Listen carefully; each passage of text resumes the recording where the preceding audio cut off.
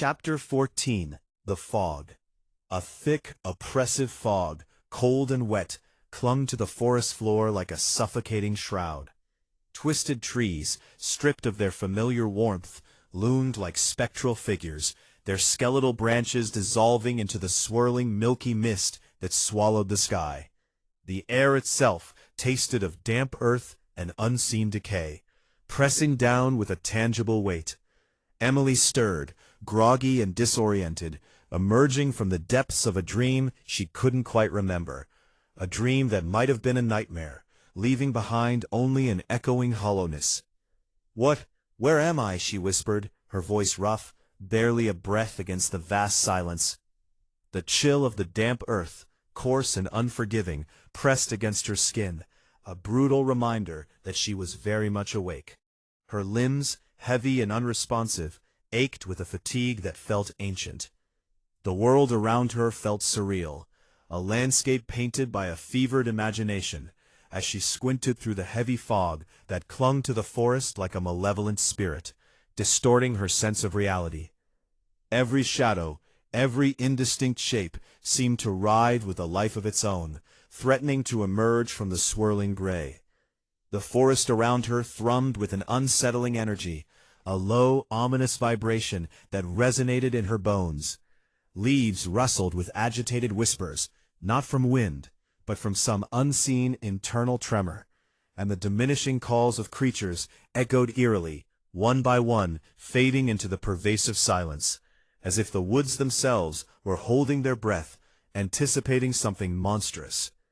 Dark trunks, gnarled and ancient, loomed like ancient sentinels, their forms indistinct, and shadows twisted unnaturally, stretching toward her like grasping claws, as if alive, seeking to drag her further into the unknown. Emily struggled to gather her thoughts, to piece together the fragmented memories that scattered like broken glass in her mind. A headache, dull and insistent, pulsed behind her eyes. But just as clarity began to surface, a piercing scream shattered the silence, a raw, primal burst of terror that sliced through the fog like a blade. It was a sound that tore at the very fabric of the forest's uneasy quiet, stripping away any pretense of peace. "No," she whispered, the word a choked gasp. The scream reverberated in her mind, a haunting bell tolling in the distant, unseen reaches of the woods, a call to dread that sent a shiver down her spine. Fear coiled around her heart, icy and unyielding, tightening its grip with each beat. Every impulse urged her to withdraw, to seek refuge in the comfort of the known, to curl into a ball and pray the world would simply disappear. But beneath the fear, beneath the rising tide of panic, lay a resolute determination, a spark of defiance that refused to be extinguished. Memory flickered to life, Jake's infectious smile, her father's anxious, loving voice, and the unbreakable bond they shared with the innocent creatures of this forest. A connection forged through years of shared guardianship and respect for the natural world. Then images of Zoe and Anna, her sisters, her family, her heart, bloomed in her mind, their faces clear, their vulnerability a sharp, painful spur. "No, I won't abandon you," she whispered fiercely to herself, the words a silent vow against the encroaching darkness.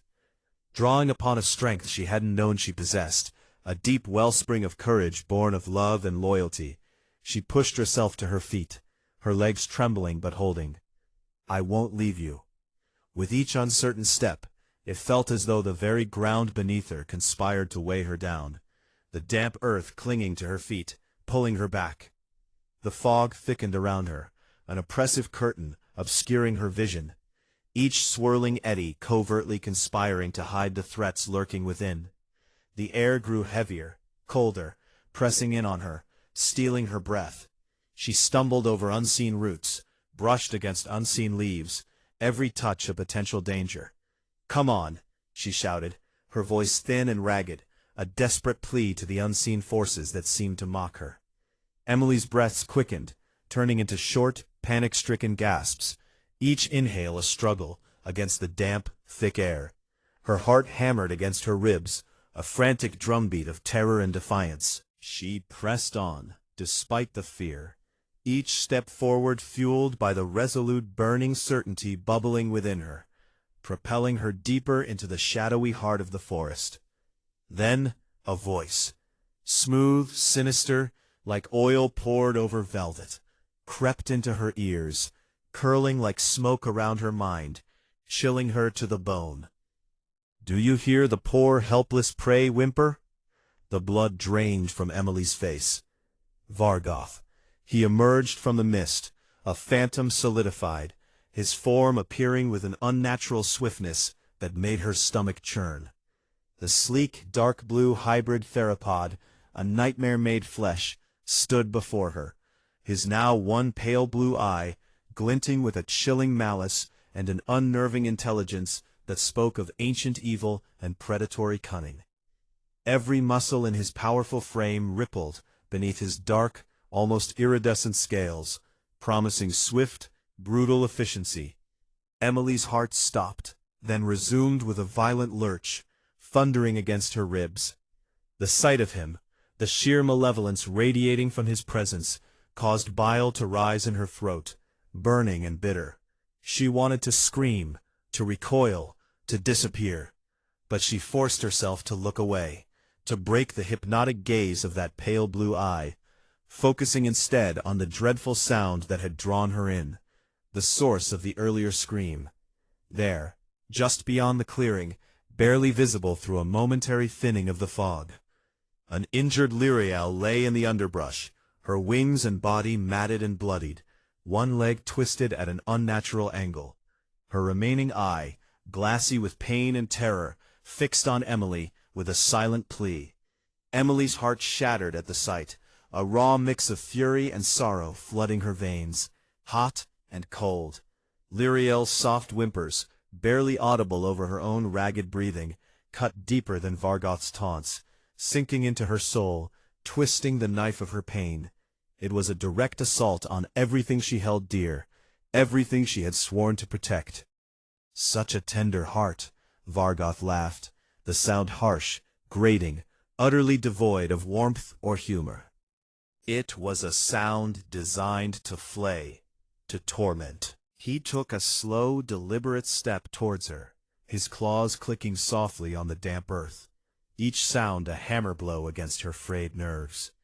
In that moment, staring at the suffering Lyriel, at the cruel, mocking predator, Emily's tears flowed freely, hot and stinging, mingling with the filth and dampness of the forest floor, a testament to her grief and burgeoning rage.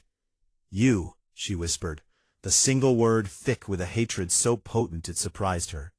Desperation, sharp and cold, surged through her, propelling her to turn and sprint, her legs, suddenly light, churning through the undergrowth. Adrenaline, a fiery jolt, ignited every muscle, every nerve ending. The trees morphed into a blur of gray and dark green as she darted through the convoluted maze of the forest, the fog seeming to open and close around her, a living entity guiding or hindering her flight. A frantic glance over her shoulder confirmed her worst fears. Vargoth was gaining on her, a dark, relentless shadow, a nightmare, chasing through the swirling mist and distorted shadows.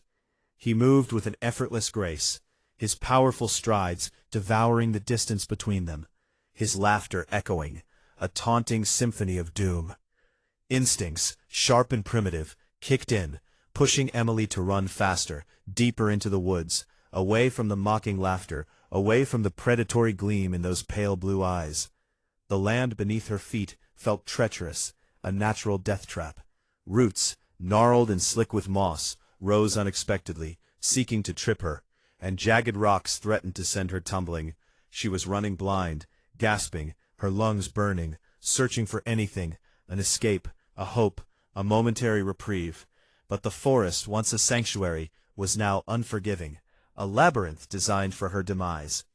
It was as if the ancient trees themselves conspired against her, their branches catching at her clothes, their roots rising to impede her. As she rounded a dense grove of towering fog-shrouded firs, her foot slipped on a slick patch of moss-covered rocks at the very edge of a swampy area. The ground gave way beneath her with a sickening lurch, and she tumbled, arms flailing, gasping as the world turned to chaos around her. A rush of dark water, a sudden, terrifying drop. She tumbled into a patch of watery quicksand. "No!" Emily screamed, her voice tearing itself from her throat, raw with terror. The cold, dark mud rushed up to meet her, almost swallowing her whole, its putrid scent filling her nostrils. She felt the immediate, suffocating grip of despair, like cold, prehensile fingers wrapping around her ankles, dragging her down into the cold earth as she struggled, clawing desperately at the viscous, pulling muck. Vargoth fell beside her, his laughter a triumphant, mocking roar that echoed through the swamp, even as he landed in the mire a few feet away. Emily gasped for air, the muck rapidly clogging her throat, the cold seeping into her very bones.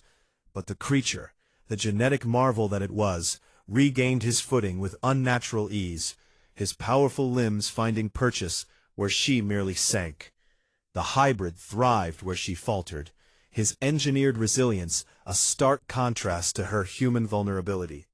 His pale blue eye, now alight with savage glee, gazed down at her struggling form as if she were a worm on a hook. Emily's heart raced, panic clawing at her as he advanced, cornering her amidst the suffocating depths, a slow, inevitable march of doom. Feeling the crushing weight of inevitability pressing down on her, Emily refused to yield. With a guttural sound of pure defiance, she clawed her way toward a fallen log, thick and ancient, that jutted from the mud, an island of solid ground in the liquid trap. Her fingers scraped against the rough bark, finding purchase, gripping with desperate strength. With sheer unbending determination, she grappled for a grip, pulling herself upward, her muscles screaming in protest. Vargoth watched, momentarily surprised by her sudden surge of resolve. A flicker of something almost akin to respect crossing his features, momentarily halting his advance. In that fleeting moment of his hesitation, a spark of reckless courage ignited within Emily. As she pulled herself onto the relative safety of the log, she reached out, a blur of motion, snagging the creature's scaly foot. With all the force she could muster, fueled by an incandescent rage, she yanked him into the deepest part of the pit. As he tumbled backward, an outraged roar tearing from his throat, she seized her chance. The muddy grip of the earth, momentarily distracted by Vargoth's thrashing, released her, propelling her into a frantic sprint away from the horror behind her. "Stay back," she shouted, her voice thick with desperation, tinged with a fiercely protective instinct. Zoe and Anna, her family, her heart, their faces flashing before her again, gave her new strength. It fueled her as she sprinted further, through the swampy reeds and tangled undergrowth, until the ground began to slope dramatically upwards.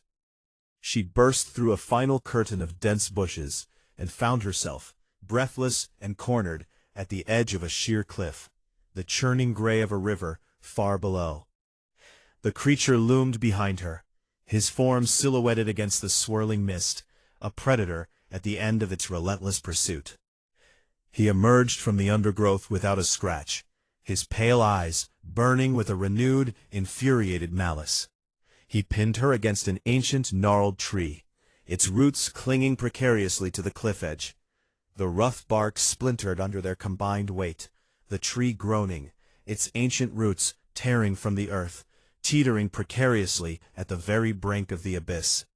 With a sickening crack that reverberated through the very air, the tree broke apart from the cliff face, its last desperate anchors giving way.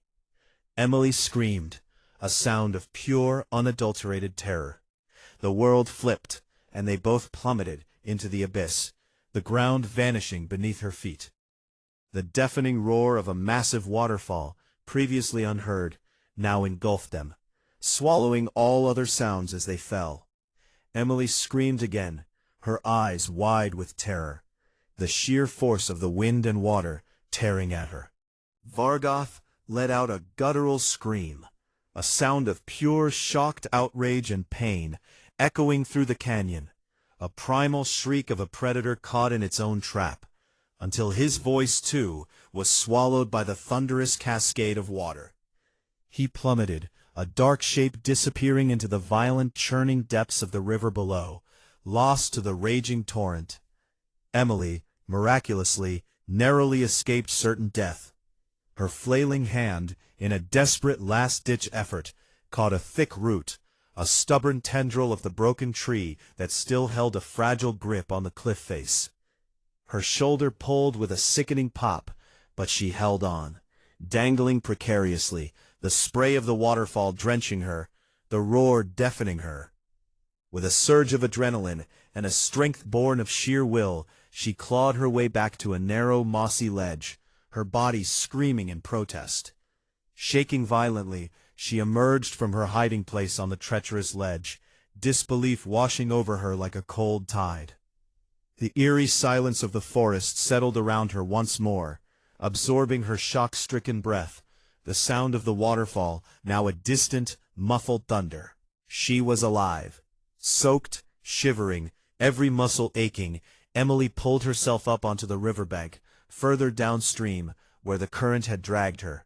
Her limbs heavy with exhaustion, her mind a whirlwind of terror and impossible survival. She collapsed on the bank, gasping for air, her lungs burning, the taste of mud and fear in her mouth.